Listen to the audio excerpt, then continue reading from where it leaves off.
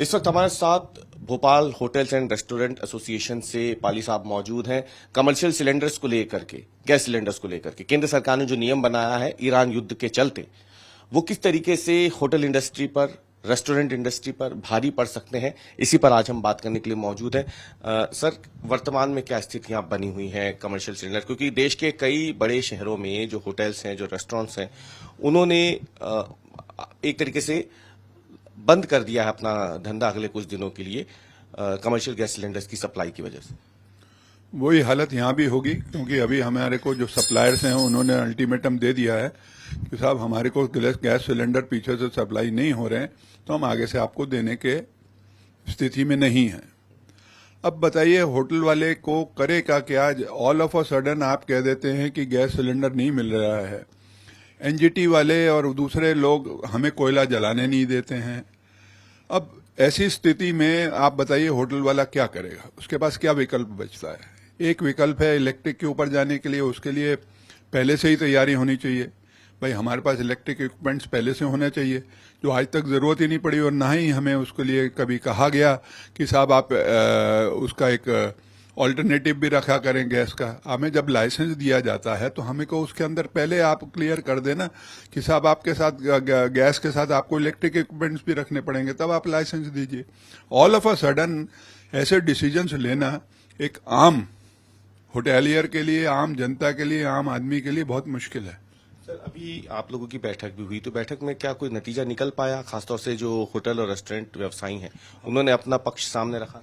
हम लोगों ने अपना पक्ष रख रहा है, और अभी एक मीटिंग भी चल रही है वहाँ पे कलेक्ट्रेट में, जिसके अंदर सारे मिठाई और हलवाई लोगों की मीटिंग उन्होंने बुलाई है, क्योंकि उनको भी काफी संख्या में गैस सिलेंडर लगता है। तो अभी मीटिंग वहाँ चल रही है, जो हमें पता लगा है। अब उसका क्या निर्णय हुआ, इसके अभी तक सामने रिजल्ट्स आए नहीं है। सर, अगर हम बात करें तो यहाँ भोपाल में रोजाना कितने कमर्शियल गैस सिलेंडर्स की सप्लाई रेस्टोरेंट्स और होटल्स में हो जाती है, अगर हम मिला करके देखें? पूरे भोपाल में मेरा अनुमान है कि 900 से 1000 सिलेंडर रोज का लगता है कमर्शियल। और कितने होटल्स और रेस्टोरेंट्स होंगे सर ऐसे?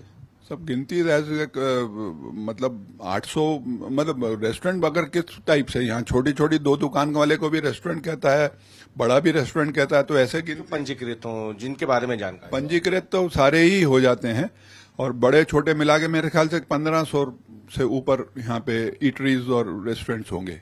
सर, अभी तक की जो स्थिति है, तो क्या लगता है आपको, कब तक कमर्शियल सिलेंडर नहीं आता है?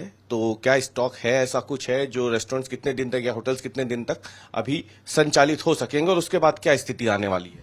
भाई ज्यादा से ज्यादा 2 दिन से ऊपर तो कोई भी नहीं स्टॉक रखने ही नहीं देते, क्योंकि इसकी भी स्टॉक लिमिट होती है, क्योंकि आप कितना स्टोर नहीं कर सकते। वो अपना फायर वालों का एक, एक्सप्लोजर्स वालों का एक लाइसेंस होता है, उसके अंदर भी लिमिट होती है कि आप पर्टिकुलरली इतने सिलेंडर से ऊपर नहीं रख सकते। तो मुश्किल से 2 या 3 दिन से ऊपर किसी भी होटल वाले के पास स्टॉक नहीं होगा कि वो आगे जाके चल पाए।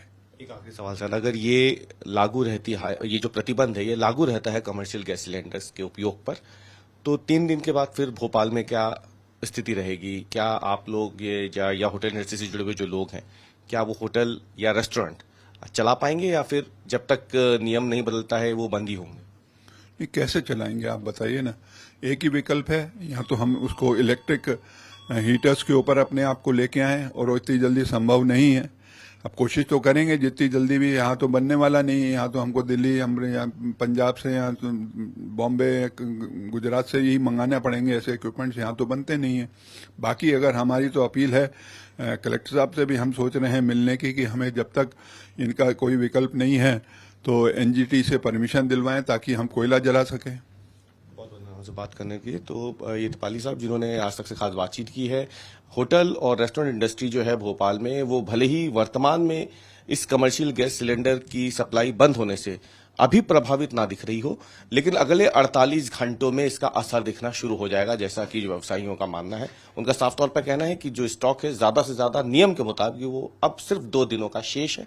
अगर ये नियम जारी रहेगा, इसमें अगर छूट इन्हें नहीं मिलती है और ये प्रतिबंध बरकरार रहता है, तो फिर अगले 2 दिनों के बाद राजधानी भोपाल में भी धीरे धीरे रेस्टोरेंट्स और होटल बंद होना शुरू हो जाएंगे। कैमरामैन अमरीश के साथ अवीश पाल सिंह, भोपाल आज तक।